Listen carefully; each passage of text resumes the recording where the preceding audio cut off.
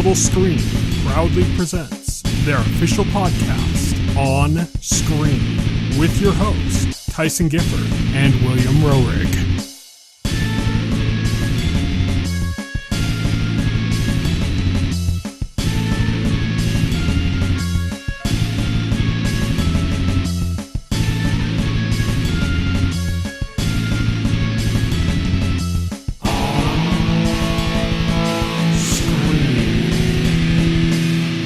Everybody, and welcome to On Screen, the official podcast of the Total Screen. My name is Tyson. My name is Will. And today we're going to be talking about Nocturne 2, Castlevaniboogaloo. We're going to be talking about Castlevania Nocturne Season 2 on this podcast. We also have an On the Horizon segment, and we were covering a few trailers in our news segment on Beats. Before we get started, though, I want to apologize. We did not have a podcast last week with absolutely no notice. We just didn't do it last week. We were supposed to be covering Castlevania Nocturne Season 2 last week, but I had a fire very close to my house, and I was just a bit stressed out that day. So we just decided to put everything off for a week. So now you know why. But we're carrying on this week, so we're doing Castlevania Nocturne Season 2. But first, let's get started with our On the Horizon segment. On the horizon. On the horizon. On the Horizon is where we talk about what's coming up in the next week or so. I'm going to also be covering the stuff that was on our On the Horizon segment for last week, as well as this week, just because we never got a chance to mention it. So some of this stuff is already out. So coming out on Tuesday, January 28th, which is yesterday from when we're recording, Paradise is on Hulu. This is from the creator of This Is Us, and it's about a Secret Service agent who is accused of killing the President of the United States. Your Friendly Neighborhood Spider-Man came out today, as we're recording this, on Wednesday, January 29th on Disney+.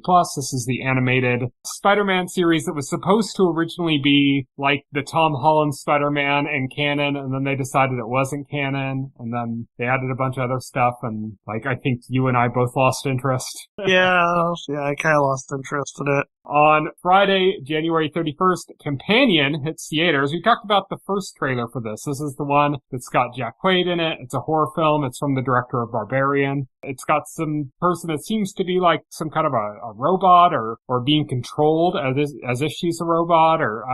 Last trailer confirmed it's a robot. Yeah, but that is Companion, coming to theaters on Friday, January 31st. Love Me, this is the movie with Kristen Stewart and Stephen Yeun. That's about a satellite and a Bowie that fall in love. That's basically, I think, like humanity's gone or something, and these two like line up and are communicating over a signal, and there's artificial intelligence involved, and it's like a romance movie about these two objects or whatever encountering each other. It's kind of got that like WALL-E vibe of like Earth is kind of abandoned kind of thing, you know? Right. There's like technology still living around, and it's kind of sad. Invincible returns on Amazon Prime on Thursday, February 6th. This is season 3, which is not being divided like last time where they divided that. Right. Oh, yeah. No, yeah, it's not being divided. Love Hurts. This is with Ki Hugh Kwan, is coming on Friday, February 7th to movie theaters, as is Heart Eyes, which is the like Valentine's Day horror film, also coming on Friday, February 7th to theaters. That is our On the Horizon segment, and now we're going to move on to On Beat.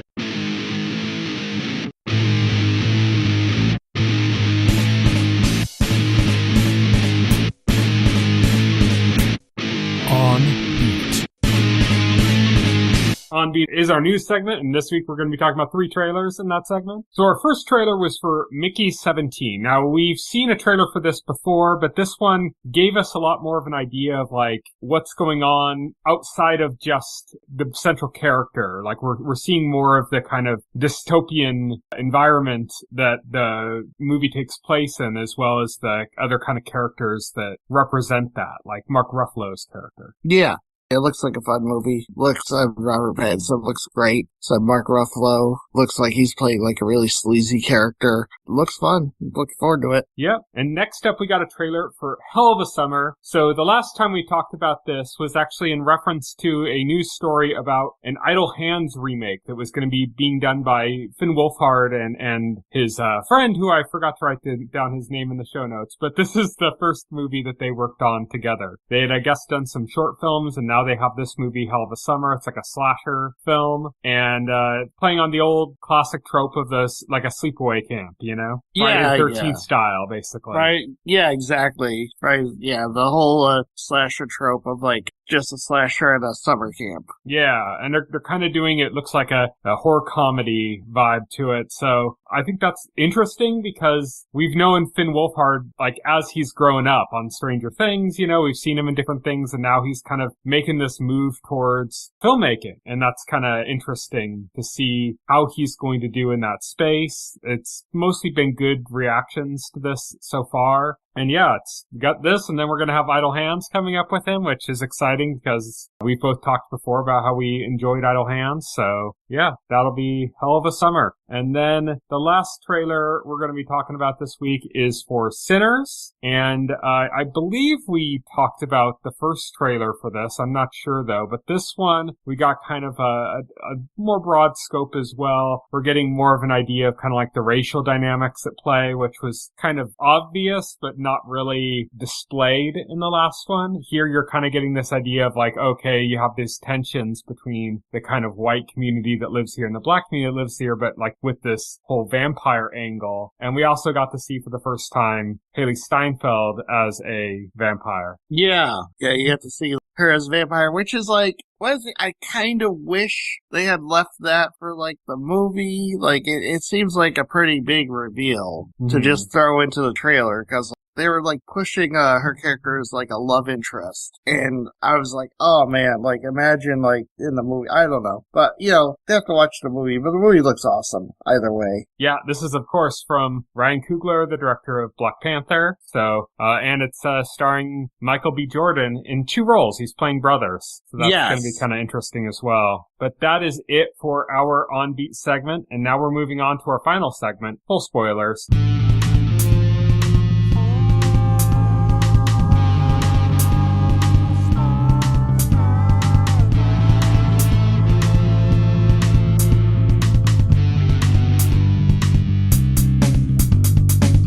This week on Full Spoilers, we are going to be talking about Castlevania Nocturne Season 2. So we talked about Season 1 before, and we've talked about Castlevania, the original series before, and of course we've talked about the games that inspired all of this. As our resident Castlevania expert, a PhD in the field of Castlevania-ism. Yeah. That's an actual class I took in college. Yes.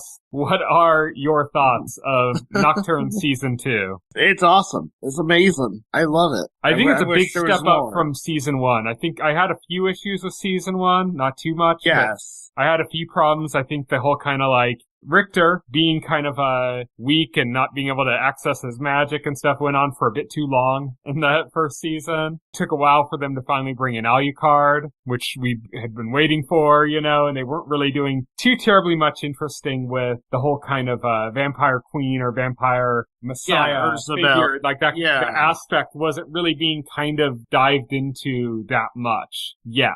So I think this season kind of was able to bring those elements together a lot better, a lot more quickly. And I really enjoyed Alucard this season. He's like more of a world-weary, you know, like wizened version of the character. Honestly, like it needed Alucard in it, right? That's the thing. Like the first season was missing. I thought like Alucard added so much to like the group dynamics. Yeah, you know? Yeah. Him and also Juice Belmont, who having was Juice also like only have, kind of like, brought in at the very end of the last season. He shows up like kind of in the middle, but he's like only in it like a little bit. You know, like he's not in it that much. So like having him like play a bigger role in the season too was welcome for definitely. I really enjoyed it. What was your take on the season? I liked it. I don't know if I like it as much as the original Castlevania series. I definitely liked it a lot more than Season 1 of Nocturne. Yes, I did too. I do think I do agree with you. I do think the original Castlevania series was better. Like, Season 4 of Castlevania is probably like the best of them all, but this was like a huge step up from Nocturne Season 1. I do think with every season, including the originals and Nocturne, so all like, 6 seasons seasons, that is, that are out so far. I do think that this has the best animation quality of them all, so I did enjoy that. Oh, the animation, especially in like the last episode, like last two episodes, where like they're going all out with the fights and like Richter and like the way magic is represented. Using, oh yeah. Really, really cool visually. Yeah, and like Alucard's fights were like really spectacular with the sword. Like I think that kind of only half worked in the original series. Like some of the fight scenes with Alucard looked almost kind of goofy in the original series. Like I saw what they were trying to go for, but stuff really wasn't working out as well. And here you really got kind of like the flying sword aspects like really working. Yeah, the flying sword familiar was really working. I loved how we got to see like a lot more of like Richter's magic and how like it reflected it, or it was inspired by his ultimate attacks in the games. I forget what they're actually called, but like at the moment, their ultimate, like the crosses that he throws and stuff was like really awesome. I really like loved the character work they did this season, too. Like with all the characters and their journeys, I really loved like Maria in this season. Yeah, and, like, I think a lot of people had complaints about her in the first season, and it seems like they kind of course corrected on her. Yeah. They even had kind of a scene where they showed her when she was young and she was kind of in the old school outfit and everything. Yeah. She was like identical. Like they really did a good job with that. I think, yeah, definitely Maria's story is the one that kind of worked the best here in this season. I think they really did a good job with just kind of making her kind of reaching into darker territories, eventually like killing her father and stuff. I think that really like played into it. I'm glad they didn't like cheap out and back away from that. No, yeah, I'm glad they didn't, cheap out with that. They took her, they took her to a pretty dark place. They brought her back, and I also like the conceit that affected her magic too, right? Yeah. In her dark, like, revenge move, she was, like, summoning demonic creatures. And she didn't have full control of. Yes, that she didn't have full control of.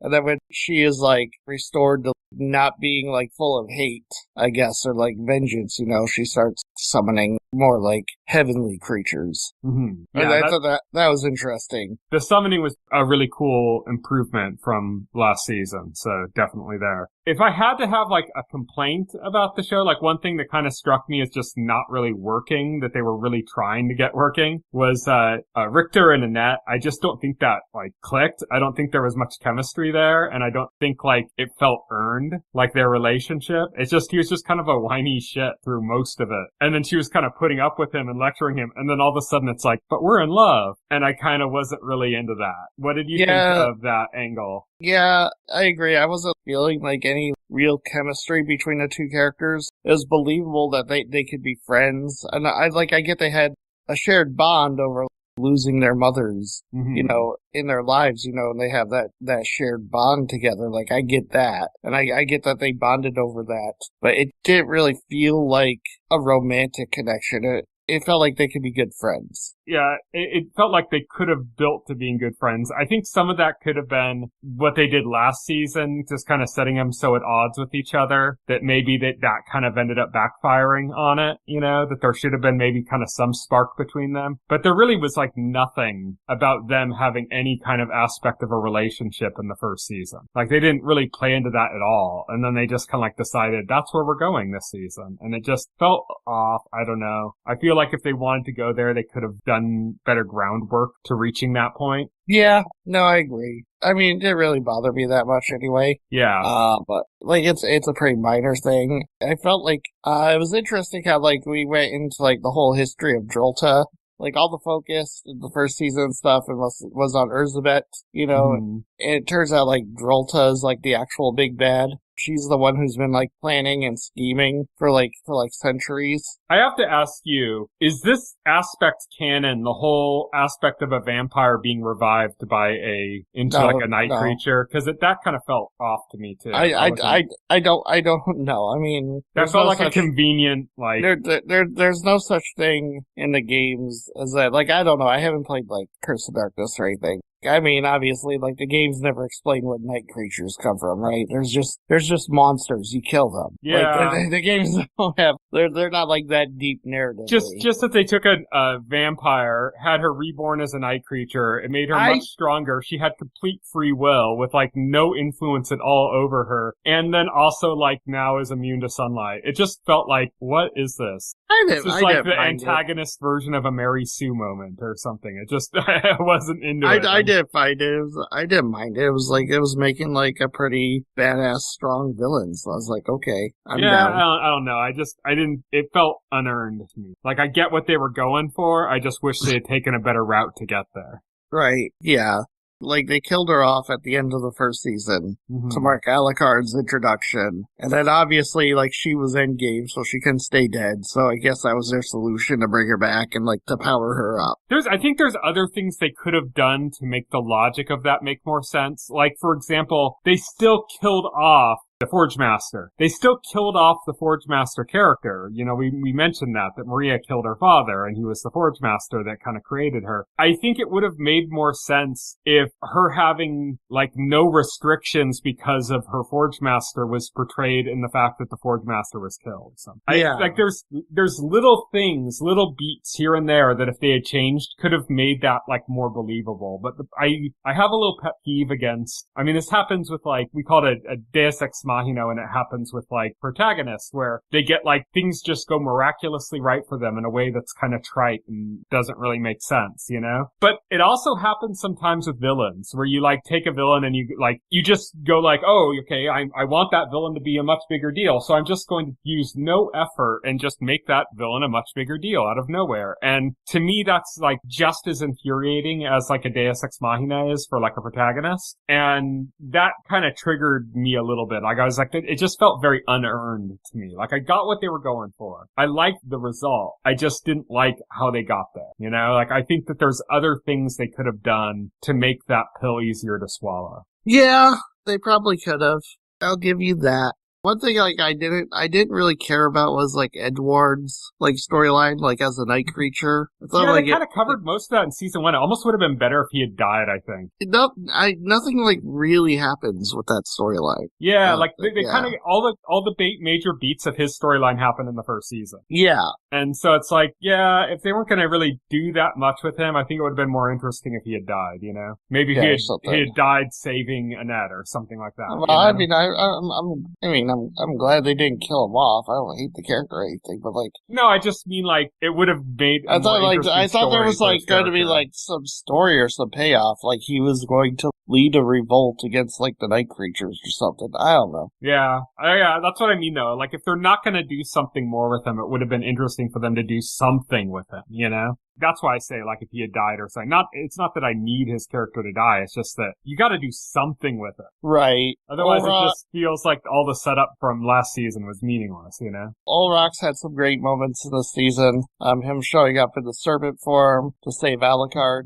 For Drolta was, like, really cool. I don't know how I feel about Olrox this season. I think I preferred him last season. No, I liked him this season. I thought he was good. They definitely got the resolution of when stuff was going down, he actually got into the action. Yeah. It's just like, it's almost like when I was watching the first half of the season, I'm like, oh yeah, this guy. And I'm like, oh, what are they doing with him? And then it took all the way until basically the final fight, where it's like, oh, okay, now he's relevant. I don't know. Like, I didn't really find too much in his story compelling this season. I think he was probably the highlight of the last season. And it's, I think maybe similar to Edward, where they kind of blew their load on those characters in the first season. And, you know, you got some cool moments with him and stuff in this season, but you don't really have, like, you know, that much of a story for him this season. It's just kind of like, remember what he was up to last season? Well, he's still there. He's still doing things. I don't know. I said, I think Olrox was probably the highlight of the first season. And I think he kind of took a bit of a backseat. I still all the way enjoyed until his character in this season. Yeah,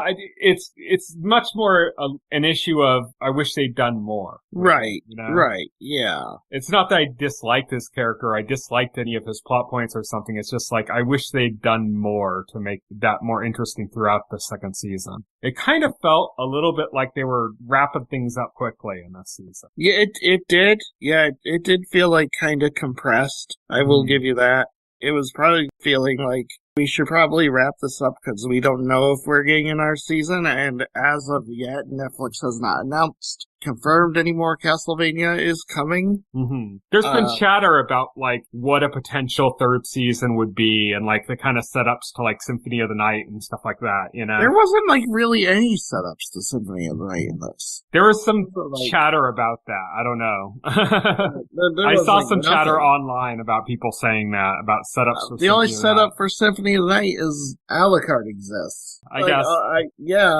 Okay. There's no tie-ins, because, like, Symphony of the Night, the plotline of Symphony of the Night is Richter disappears, Castlevania suddenly appears out of nowhere, Maria goes to Castlevania to find Richter, Alucard awakens and heads to Castlevania because, you know, he knows that's suddenly there and that's not supposed to be happening. And then over the course of the game, you find out that Richter is being mind-controlled by the Dark Priest Shaft, who's trying to resurrect Dracula. And so, like, Richter is this antagonistic force now, and Alucard must find a way to free him from Shaft's spell and defeat Shaft before he resurrects Dracula. Like, that's kind of like the plotline to Symphony of the Night. There's nothing about that in the show. You know, I heard Shaft is one badass. Mm-hmm. Shut your mouth. There's not even Shaft. There's not even like a hint to Shaft in this. Like, come on. Yeah, like, this is like a completely it's just that they put Alucard and Richter and Maria in a place where they would need. I think it's just like it's wish casting from fans, because I know like that's what fans want to see, like an anime adaptation of Symphony of the Night. But like this didn't even like adapt Rondo of Blood. This didn't even do that. This is a completely, like, original story that has nothing to do with any of the plots from the games. It just has characters from the games. Mm-hmm. So I'm not sure how it ties into anything. It's its own, these two seasons are their own self-contained story. It ends on a definitive ending, right? It doesn't end with, like, teasers for, like, what's next, or like, ooh, what's gonna happen next with this. Like, it doesn't end like that. I think maybe people were saying that just because Richter, Maria, and Alucard ended up in kind of the places they needed to be as far as their abilities or their confidence, you know? Right. And that would be fair assessment. But I don't know. Like I said, I wasn't reading discussion about that. I just saw chatter about setup for Symphony of the Night and stuff. I was like, okay, I guess some people thought something was there. I guess I would love to know what they interpreted in this, because like I'm not seeing it. Yeah. But yeah, so let's just hope like Netflix greenlights more of this, because like it was a top 10 on Netflix according to their website. Do you think they should do a Nocturne season 3, or do you think they should do another series, like the way Nocturne was a new series? They should do a new series. What would you call that new series? Richter. Jeez, I don't know. I don't want to do like anything like too on the nose, right? So I don't want to do like Castlevania Symphony. That's like too obvious. I think they should just skip all of that and go right to Aria of Sorrow. they should. And get a new animation team. Take it straight to, because Aria of Sorrow takes place in Japan. Oh, jeez. Yeah. So you gotta maximize that, you know, Japanese, like, school aspect, you know, of Aria of Sorrow. You need like the team from I don't know, some high school anime drama to do it, and just make it like not even action. It's just a high school love story. It's just a high school love story, yeah. I would love to see him get to like do Aria of Sorrow and all that. Kind of problem with that is like how they left Dracula at the end of like the first series. Yeah, since like the whole plot of Aria of Sorrow is. They found a way to, like, kill Dracula forever, but Dracula is supposed to be, like, reincarnated. The protagonist of Aria of Sorrow, Soma, is, like, the reincarnation of Dracula. Mm-hmm. They could just handle that in a prequel later. Or, you know, they could just put Symphony of the Night on Netflix's, like, game thing. Yeah, they could. if Konami, like, have their heads up their butts. Which they unfortunately do. Which they do, yeah. I would love to see a new game. Yeah, Konami doesn't even make stuff anymore. Don't they just like license it out to like external developers? No, Metal Gear Solid Delta was developed internally. Was it? I didn't. I'm just unaware. I remember when they like made an announcement that they were going to be focusing on external developers, and I don't really keep up with them after that. Yeah, I don't really know. But that's Castlevania Nocturne Season 2. No idea on if we're going to get a Season 3 or another Castlevania series. There's been kind of like no word on that. But that'll be it for this week's discussion. Next week we are going to be talking about Saturday Night, that's available on Netflix, right? Yes. So Saturday Night, it's on Netflix. This is about the first episode of Saturday Night Live, like everything that went on behind the scenes and setting up the first episode of Saturday Night Live, like the whole build up to that. So yeah, we'll be talking about that next week. Until then, you can follow me on Twitter and Blue Sky. I'm at Tyson Gifford. You can follow Will on both of those. He is at Voxel Hero. You can check out our Facebook page, our YouTube channel. All of that is available as well. If you go to our website, thetotalscreen.com, and open up a container store for any of our podcast episodes, you'll find all of those links within there, so you can access that. You can also subscribe to our podcast through your favorite podcast client of choice, like Apple Podcasts or Pocket Cast. And as I mentioned, our YouTube channel, our entire backlog of our podcast is available on that channel, as well as additional content. So check that out as well. Until then, thank you everybody for listening. Good night. Good night. Thank you for listening to the OnScreen podcast, the official podcast of The Total Screen. Visit our website at thetotalscreen.com. This podcast can be found on any major podcast client, including Pocket Cast and Apple Podcast. The entire backlog of this podcast and other content can be found on our YouTube channel.